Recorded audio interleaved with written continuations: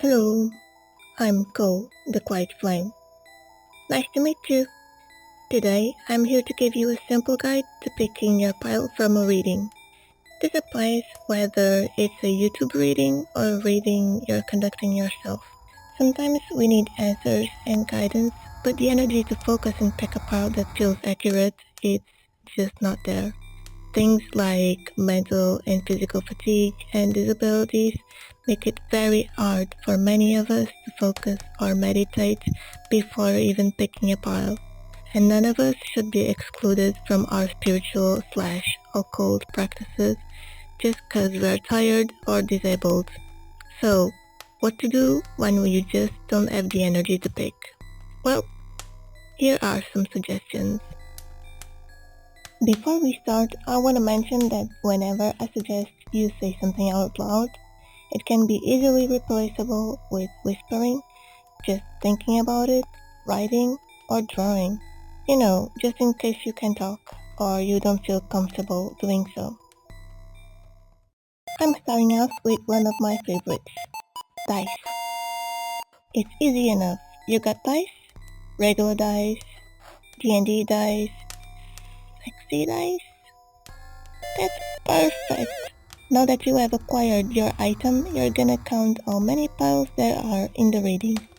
If you're only starting to use dice for these purposes, I'd advise you to use only one of them until you feel more comfortable adding more. Now, let's imagine that there are 3 piles. You pick your die, ask out loud which one of the 3 piles has messages for you while you roll it around in your hand. Then roll out the die, and there you have it. If you rolled out a 1, then 1 is a pile for you. If the number you got goes beyond the number of piles, then check if any of the cards on the piles have numbers. The die might be giving you a number that is literally on one of the piles. If not, just roll again and use another one of the following techniques. And don't forget to be polite. Thank the die for helping you out. Not because dice are known to do terrible things to people who are rude or anything.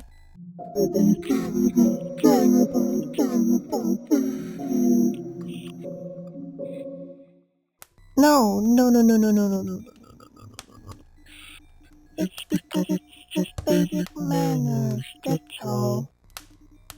Okay, so next we have synchronicity. If you have been seeing repeating numbers, that might be a sign that there is a reading out there with a pile with a message for you.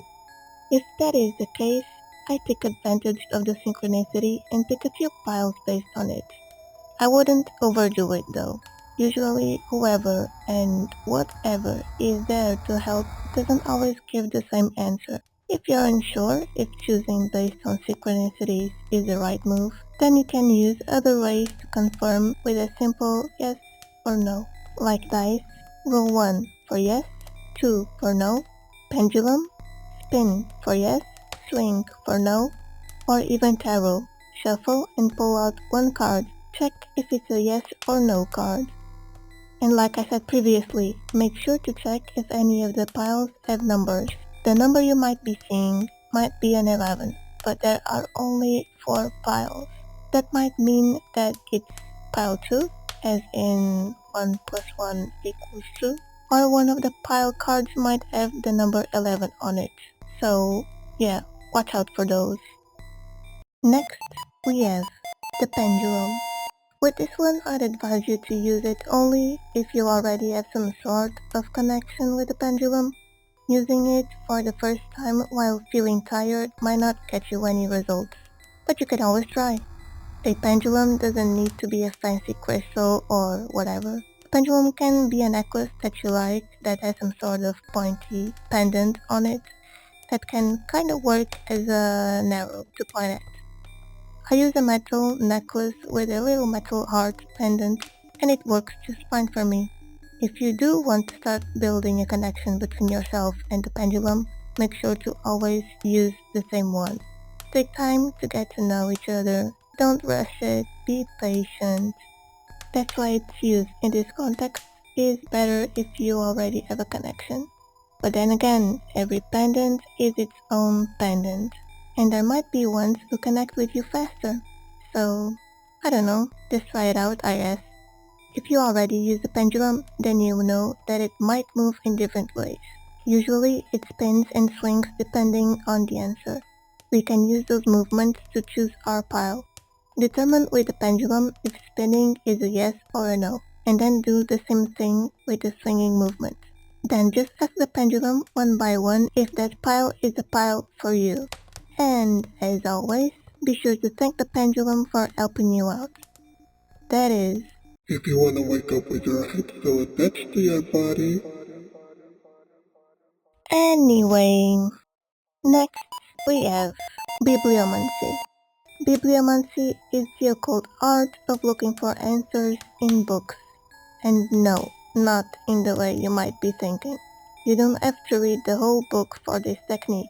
You just pick up a book of your choosing, ask in which way you'd like, if any of the piles has messages for you, and then randomly choose a place to open the book. Then pay attention to the pages you've opened up. Are any of the pages the same number as the one of the pile numbers?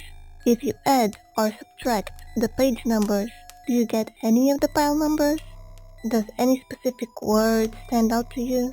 How many letters does it have? Does it spell out any number? And there you go. And do you also need to thank the book? Yes. Yes, please do.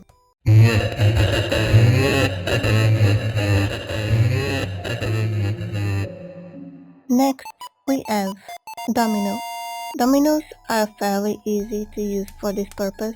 If you have a box of dominoes around, not the pizza though, but the game, then just take them all out.